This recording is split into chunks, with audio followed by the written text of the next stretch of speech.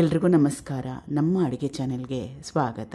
ವಿಶೇಷ ಹಿತವಾಗಿರೋ ಜೀರಿಗೆ ಸಾಂಬಾರು ಅಥವಾ ಜೀರಿಗೆ ಬಜ್ಜಿ ರೆಸಿಪಿ. ಮಳೆಗಾಲಕ್ಕೆ ಕೂಡ ಚೆನ್ನಾಗಿರುತ್ತೆ, ಸ್ವಲ್ಪ ಡಿಫ್ರೆಂಟಾಗಿ ಕೂಡ ಇರುತ್ತೆ. ತೊಗರಿ ಬೇಳೆ ಅಥವಾ ಯಾವುದೇ ರೀತಿಯಾಗಿರೋ ಬೇಳೆನ ಉಪಯೋಗ ಮಾಡಿಲ್ಲ, ಟ್ರೈ ಮಾಡಿ. ಮೊದಲನೇ ಸ್ಟೆಪ್ಪಲ್ಲಿ ಬಾಣಲೆ ಇಟ್ಕೊಂಡಿದ್ದೀನಿ. 1ರಿಂದ 2 ಚಮಚದಷ್ಟು ಎಣ್ಣೆ ಬಿಸಿ ಆದಮೇಲೆ ದೊಡ್ಡ ಚಮಚದಲ್ಲಿ 1 ಚಮಚದಷ್ಟು ಜೀರಿಗೆ, ಸೇಮ್ ಕ್ವಾಂಟಿಟಿಯಲ್ಲಿ ಧನಿಯಾ ಅಥವಾ ಕೊತ್ತಂಬರಿ ಬೀಜ, ಒಣಮೆಣಸಿನ್ಕಾಯಿ 3 ಉಪಯೋಗ ಮಾಡಿರೋದು ಗುಂಟೂರು ಒಣಮೆಣಸಿನ್ಕಾಯಿ, ಖಾರ ಜಾಸ್ತಿ ಇರುತ್ತೆ, ಅದಕ್ಕೆ ಮೊರೆ ಹಾಕ್ಕೊಂಡಿದ್ದೀನಿ. ಈ 3 ಪದಾರ್ಥಗಳನ್ನ 1 ನಿಮಿಷ ಬಿಸಿ ಮಾಡಿಕೊಂಡ್ರೆ ಸಾಕಾಗುತ್ತೆ. 1 ನಿಮಿಷ ಆದಮೇಲೆ ಕಟ್ ಮಾಡಿ ಇಟ್ಕೊಂಡಿರೋ 1 ದೊಡ್ಡ ಈರುಳ್ಳಿ, ಮೀಡಿಯಮ್ ಸೈಜ್ ಈರುಳ್ಳಿ ಇದ್ದರೆ 2 ಹಾಕ್ಕೊಳ್ಳಿ, ದೊಡ್ಡದಿದ್ದರೆ 1 ಸಾಕು.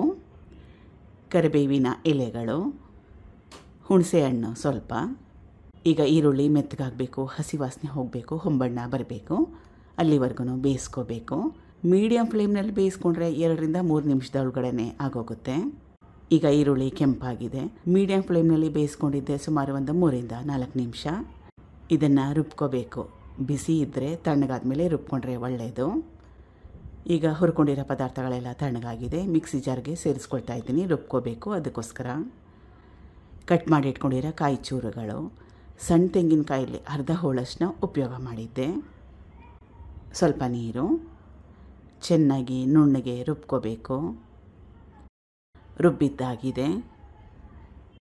ಮತ್ತೊಮ್ಮೆ ಬಾಣಲೆ ಇಟ್ಕೊಂಡಿದ್ದೆ, ಎಲ್ಲ ಪದಾರ್ಥಗಳನ್ನ ಹುರ್ಕೊಂಡಿದ್ನಲ್ಲ, ಅದೇ ಬಾಣಲೆನ ಉಪಯೋಗ ಮಾಡ್ತಾಯಿದ್ದೀನಿ. ಕನ್ಸಿಸ್ಟೆನ್ಸಿನ ಅಡ್ಜಸ್ಟ್ ಮಾಡಲಿಕ್ಕೆ ನೀರು. ಇದನ್ನು ಸ್ವಲ್ಪ ಗಟ್ಟಿಯಾಗಿ ಮಾಡಿಕೊಂಡ್ರೆ ಚೆನ್ನಾಗಿರುತ್ತೆ. ನೀವು ನೋಡಿ ನಿಮಗೆ ಯಾವ ರೀತಿ ಬೇಕು ಅಂತ ಅದರ ಪ್ರಕಾರವಾಗಿ ನೀರನ್ನ ಉಪಯೋಗ ಮಾಡಿ. ರುಚಿಗೆ ತಕ್ಕಷ್ಟು ಉಪ್ಪು,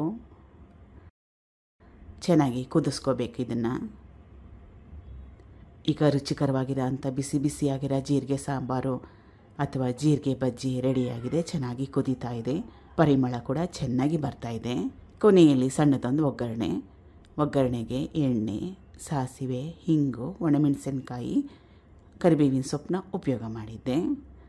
ರಾಗಿ ಮುದ್ದೆ ಜೊತೆ ಕೂಡ ಚೆನ್ನಾಗಿರುತ್ತೆ, ಅನ್ನದ ಜೊತೆ ಕೂಡ ಚೆನ್ನಾಗಿರುತ್ತೆ. ಒಂದು ಸಲ ಟ್ರೈ ಮಾಡಿ. Thank you for watching. ಧನ್ಯವಾದಗಳು.